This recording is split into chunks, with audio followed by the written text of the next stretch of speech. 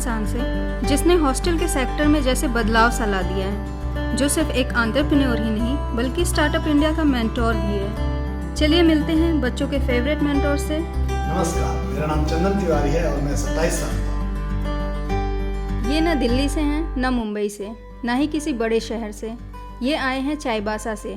चाईबासा झारखंड का एक छोटा सा शहर है जहाँ एक आदमी के आय 200 रुपये प्रतिदिन है। तो आइए आपको बताते हैं इनके सक्सेस की कहानी। मैं बनारस अपनी पढ़ाई पूरी करने पहुंचा, मैंने देखा हॉस्टल्स की स्थिति।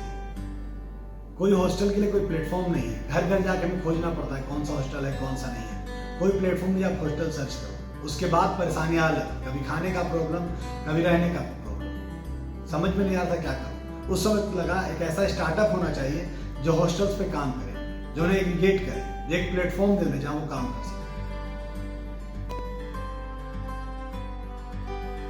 अपनी पढ़ाई पूरी करने के बाद चंदन ने एक फाउंडेशन में जॉब किया, पर वो कभी खुश नहीं रह पाए।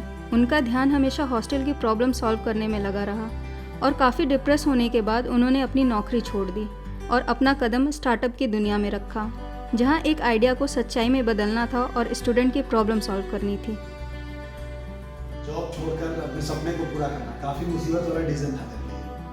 कोई खास सेविंग नहीं, कुछ भी नहीं, लेकिन कब तक मैं जॉब करता, अपने सपने को ही तो पूरा करना था। फिर मैंने सोचा क्यों ना अपने सपने में स्टार्टअप में उस हॉस्टल के सपने को पूरा करूं जो मैंने हमेशा देखा था।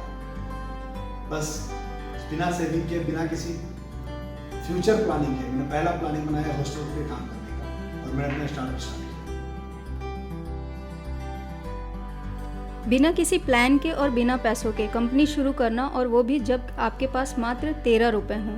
खुद को AIC BHU में इंक्यूबेट कराने के लिए 100 रुपये भी अपने दोस्त से उधार लेना पड़ा। जो सबसे पहली चीज़ होती है वो होता है भरोसा करना अपने आइडिया पे और खुद पे। स्टार्टअप सिर्फ पैसे कमाने के लिए नहीं होते, कई बार स्टार्टअप होते हैं प्रॉब्लम्स को सॉल्व करने के लिए। मेरा मोटो यही था कि मैं अपने स्टार्टअप के थ्रू लोगों की प्रॉब्लम को सॉल्व कर सकूं। और इन्होंने यही किया। ये अलग अलग प्राइवेट हॉस्टल के मालिकों से मिले और उन्हें एक ऑनलाइन प्लेटफॉर्म में आने को कहा और स्टूडेंट को अपने हिसाब से अपना हॉस्टल चूज़ करने को कहा। पर स्टूडेंट और हॉस्टल ओनर के बीच ट्रांसपेरेंसी को बनाना शायद सबसे बड़ी प्रॉब्लम रही। फिर इन्होंने हॉस्टल को मॉडिफाई किया, discount coupon, 24/7 customer support, hygienic food और रियल एस्टेट फ़ोटोज़ को प्रोवाइड कराया और इस तरह बना thehostel.in स्टूडेंट्स का सबसे पसंदीदा प्लेटफॉर्म। मेरे लिए थोड़ा मुश्किल था और थोड़ा क्या कहूँ बहुत ज़्यादा। कई बार हॉस्टल ओनर की शिकायत, कई बार स्टूडेंट की शिकायत, और दोनों को बराबर पर लाके खड़ा कर पाना, दोनों को समझाना और उसी के साथ हॉस्टल्स को मॉडिफाई करना और उनको ये बताना कि ट्रांसपेरेंसी होती क्या चीज़ है। अच्छी चीज़ें बनाने में काफ़ी समय लगता है पर बिगड़ने में नहीं। thehostel.in अपनी ऊंचाइयों को छू रहा था और अचानक कोरोना महामारी आ गई। यूनिवर्सिटी बंद, टूरिस्ट सेक्टर बंद, सारे बच्चे घर चले गए, कब तक के लिए ये पता नहीं। जिन्होंने इन्वेस्टमेंट का भरोसा दिया था उन्होंने भी हाथ पीछे कर लिए। सच कहूँ तो हॉस्पिटैलिटी सेक्टर अपने बुरे दौर से गुजर रहा था। अब यही सही समय था मुझे अपनी लीडरशिप साबित करने का, या सच कहूँ तो एक अच्छा CEO बनने का। मैंने देखा अधिकतर स्टूडेंट एक मिडिल क्लास फैमिली से बिलोंग करते हैं, उनके लिए रेंट दे पाना काफ़ी मुश्किल हो रहा था। मैंने अपनी बोर्ड मीटिंग में फैसला लिया, हम स्टूडेंट्स के 2 महीने का रेंट माफ़ करेंगे और साथ में ही जब तक यूनिवर्सिटी नहीं खुलती तब तक स्टूडेंट्स को रेंट के लिए प्रेशराइज नहीं करेंगे।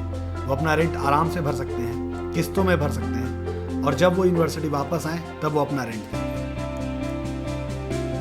इस कोरोना के समय इन्होंने सारे हॉस्टल को सैनिटाइज किया और लैंडलॉर्ड को भरोसा दिलाया कि ये समय थोड़ा मुश्किल है पर ये बीत जाएगा, और स्टूडेंट्स को सैनिटाइज स्टे की गारंटी दी।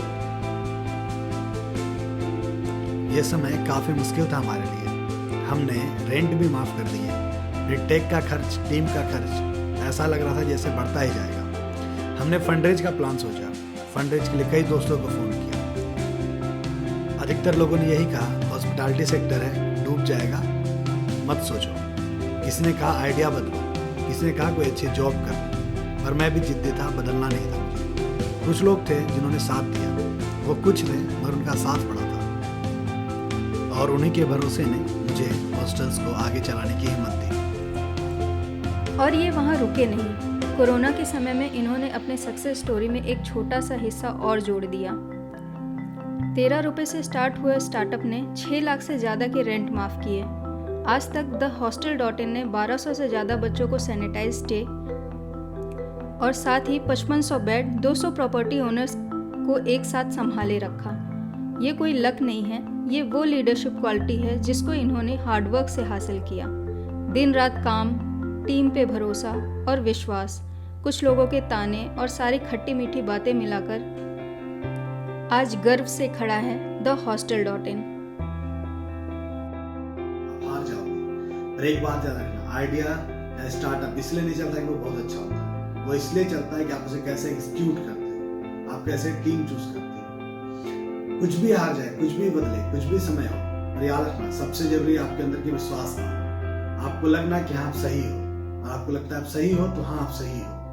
इस बात से फर्क नहीं पड़ता है कि समय कैसा है, समय आपके साथ है या समय आपके खिलाफ। इस बात से फर्क पड़ता है आपने कितनी मेहनत की। आप गिरे ये बड़ी बात नहीं है, जरूरी ये है कि आप गिर कर उठने चाहिए। अगर आप गिरते हैं तो ये अच्छी बात है, क्योंकि आप कुछ सीख रहे हैं। तो फिर से एक बार उठ जाइए, कोरोना आएगा और चला भी जाएगा। फिर से एक बार उठ जाइए अपनी कंपनी के लिए, अपने आइडिया के लिए, अपने टीम के लिए। उठिए और दुनिया को बता दीजिए कि हाँ आप क्या हैं, क्या कर सकते हैं और आप क्या करना चाहते हैं।